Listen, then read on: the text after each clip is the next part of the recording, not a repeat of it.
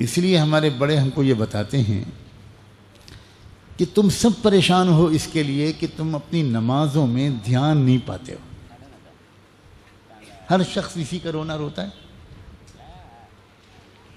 اس کی ترکیب یہ ہے کہ تم اپنے مشغلوں سے اٹھ کر ایک دم سے نماز میں کھڑے ہو جاتے ہو. اذان کے بعد بھاگتے ہوئے آتے ہو اپنے دفتر سے, اپنی دکان سے, اور اب تو اس زمانے میں تو گویا مسجد کے دروازے تک, وضو خانے تک موبائل سے بات کرتے ہوئے آتے ہو, اور اس کے بعد ایک دم سے نماز کے لیے کھڑے ہو جاتے ہو. تو تمہارا دماغ انہی خیالوں میں کیسے الجھا نہیں رہے گا جس میں تم ابھی تک مشغول تھے. اس لیے ذرا اور تھوڑی سی اور کوشش کرو کہ نماز کے لیے کھڑے ہونے سے پہلے تھوڑا سا اللہ کا ذکر کر لیا کرو, تھوڑی دعا مانگ لیا کرو. اے اللہ, اب میں نماز کے لیے کھڑا ہونے والا ہوں. اللہ, اب میں نماز کے لیے کھڑا ہونے والی ہوں. اے اللہ, اے اللہ, اے اللہ, مجھے اچھی نماز عطا فرما.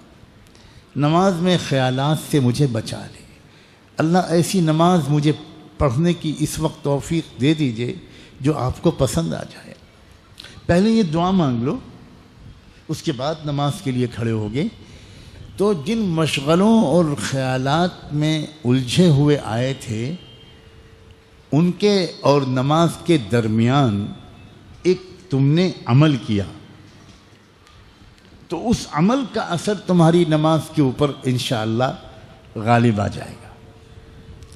نہ صحیح پوری 4 رکعت میں 100% استحضار اور حضوری شروع میں نہ بھی ہو, تب بھی نماز کے ایک نہ ایک حصے میں تمہارا دل اور دماغ اللہ کی طرف متوجہ ہو جائے, اور آہستہ آہستہ اس کا جو تناسب ہے وہ بڑھتا چلا جائے.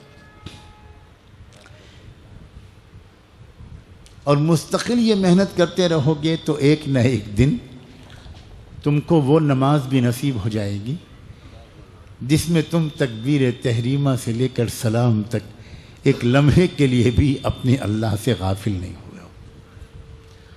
اور اس نماز کے بعد تم کو پھر جو لذت ملے گی, جو چین ملے گا, تمہاری آنکھوں میں جو ٹھنڈک اترے گی, کلیجہ تمہارا جو تر ہو جائے گا, تب تم کو پتہ چلے گا کہ ارے میں لذتیں کہاں ڈھونڈ رہا تھا, میں لذتیں گناہوں میں ڈھونڈ رہا تھا, میں دل کا چین و اطمینان معصیت میں ڈھونڈ رہا تھا. دل کا چین و اطمینان تو اللہ کے قدموں پہ اپنا سر رکھ دینے میں مزہ آئے, محسوس ہو کہ میں اپنے مالک کے قدموں کا بوسہ لے رہا ہوں. کیا نصیب تھا ان اللہ والوں کا جن کی شاید ہر نماز ایسی ہوتی تھی. ہمارے ملک میں پچھلی صدی میں ایک شخصیت گزری, حضرت مولانا شاہ فضل الرحمن گنج مراد آبادی رحمۃ اللہ علیہ. ایک بار انہوں نے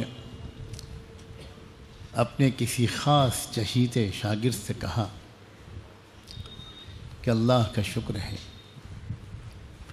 کہ میں جب بھی سجدے میں سر رکھتا ہوں کبھی تو ایسا محسوس ہوتا ہے کہ میں اپنے رب کے قدموں کو چوم رہا ہوں.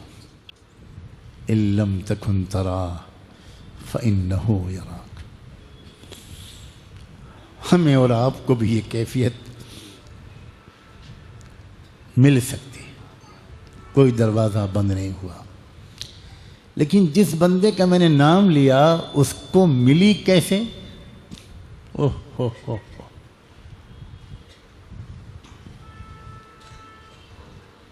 کسی چیز کو جب انسان مقصود بنا کر محنت کرنے میں لگ جاتا ہے اور اس کی دھن سوار ہو جاتی ہے تو وہ چیز اس کو مل ہی جاتی. اس بندے نے 30-40 سال اسی بات پر محنت کی کہ مجھے نماز وہ مل جائے جس میں میں لمحے بھر کے لیے بھی اللہ سے غافل نہ ہوں۔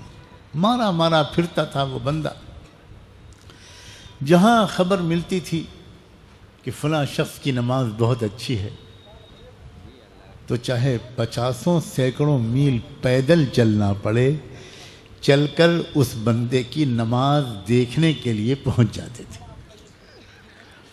اس کو نماز پڑھتا ہوا دیکھتے تھے اور اس کے بعد پھر خود ویسی ہی نماز پڑھنے کی کوشش کرتے تھے اور اللہ کی خوشامد کرتے تھے کہ اللہ میں اتنی دور یہاں جو آیا ہوں، آپ تو دیکھ رہے ہیں کہ اپنی نماز کو بہتر بنانے کے لیے آیا ہوں، اور تو مجھے کچھ مقصود نہیں، میری نماز اچھی کر دیجئے۔ تو کیا اللہ اتنا بے رحم ہے کہ اتنے سچی طلب والے کو نماز نہیں دے گا؟ نماز کی لذت اور حقیقت سچی طلب کے بغیر نہیں ملا کرتی،